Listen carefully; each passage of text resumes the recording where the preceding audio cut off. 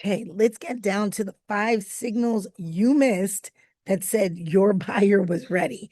You just missed the signals, kind of flew by them. Sometimes it's because we're focused on like our own thing. Other times it's just because we aren't accustomed to hearing it, or maybe our ears aren't trained yet. But I can tell you, most of the sales calls that I'm on, I know within probably, I'm not going to say 90 seconds or 30 seconds, but probably within 3 to 5 minutes, I actually know if this is going to move across the line or if it's just going to be like a nurturing, let's get to know each other call so that potentially you'll understand my methodology and I'll understand, what you're looking for, right?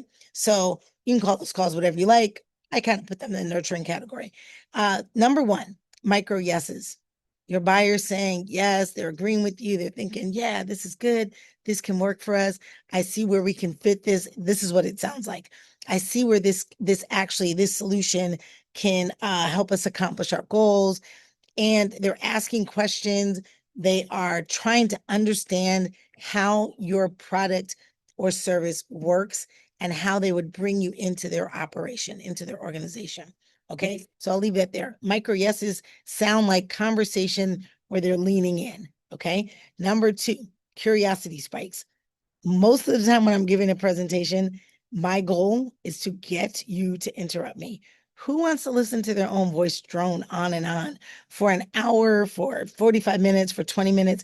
Like, I really want you to interrupt me and say, wait, can you go back and explain this better? Can you tell us a little bit more about the way you look at things, right? So that's part of what I do. You can have your own way to do it, but curiosity spikes typically come in the form of questions where they want more understanding of either what you just said, how you present things, what your product does, how it could potentially like plug into what they need and what the results look like. They want to understand how I'm going to get results with the offering that you're providing. Okay. Solution you're providing. All right. Priority shifts. Come into a follow-up meeting and they let you know that their priorities have shifted, right? Okay, great. A lot of us are like, oh, that means I might not be in the running for this anymore because their priorities shifted. If you get into solution identifying or solution defining mode, a lot of times you can find other opportunities that are available. And sometimes they're a lot bigger than the initial opportunity that you walked in the door to talk about, walked in the Zoom door or the physical door. All right. Number 4, risk reframes. They are reframing up or down how much risk is involved in working with you and your company, how much risk is involved in integrating your services into their organization. When you miss the risk reframes, especially when they are reframing it to not your benefit, right? I call that down. They're saying, oh, wow, that would be risky. I'm not sure we can get our whole team on board. We would probably have to, have another meeting about this internally. All of those things are them reframing risk because they're trying to get more people on board to accomplish the result, right? Risk reframe that's spiraling up sounds like, yeah, we could do this. It wouldn't take much, right? You've heard all these things in the meeting, but you're not putting them into kind of a format or a framework for your call.